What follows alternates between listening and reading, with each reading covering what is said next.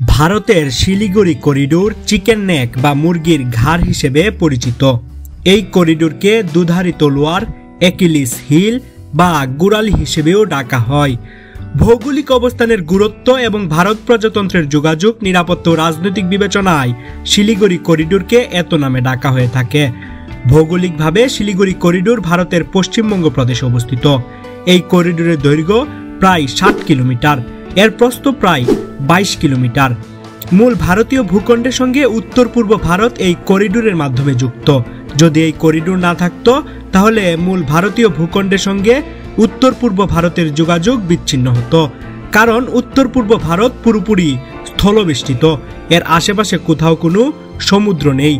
ভারতের মোট প্রদেশ 28টি, এর মধ্যে উত্তর পূর্ব অঞ্চলে অবস্থিত 8টি প্রদেশ।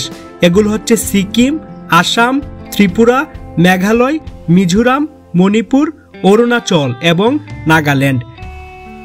সিকিম বাদে বাকি 7টি প্রদেশ একত্রে সেভেন সিস্টার্স হিসেবে পরিচিত। অবস্থানগত দিক দিয়ে সেভেন সিস্টার্স ভারতের মূল ভূখণ্ড বা রাজধানী থেকে অনেক দূরে। নৃতাত্ত্বিক ও সাংস্কৃতিক দৃষ্টিকোণ থেকে এসব অঞ্চলের সঙ্গে মিয়ানমারের সাদৃশ্য বেশি। রাজনৈতিকভাবে অরুণাচল প্রদেশের অনেক বড় অংশকে দক্ষিণ তিব্বত হিসেবে চিহ্নিত করে চীন। ওই অংশকে তারা চীনের অন্তর্গত হিসেবে দাবিও করে। সার্বিক বিবেচনায় শিলিগুড়ি করিডোর অ্যাকিলিসের গোড়ালি হিসেবে বিবেচিত। গ্রিক মহাকাব্যের মহাবীর অ্যাকিলিসের প্রায় পুরো শরীরের কোথাও অস্ত্রের আঘাত কার্যকর হতো না, কিন্তু তার গোড়ালি ছিল ব্যতিক্রম। রূপকথায় উল্লেখ পাওয়া যায়, ট্রোজান যুদ্ধে ট্রোজান রাজপুত্র পেরিসের নিক্ষিপ্ত তীর অ্যাকিলিসের গোড়ালিতে আঘাত করতে সমর্থ হয়েছিল। এর ফলে মহাবীর নিহত হয়েছিলেন।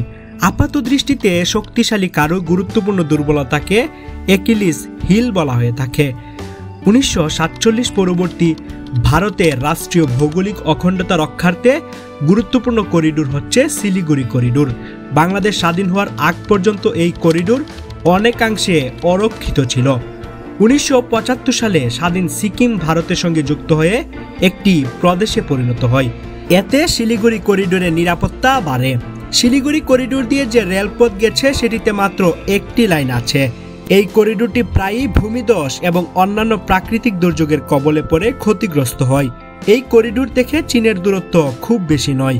কোনো কারণে শিলিগুড়ি করিডোর দখল হলে মূল ভারত ভূখণ্ড উত্তর পূর্ব ভারতের সঙ্গে বিচ্ছিন্ন হয়ে পড়তে পারে।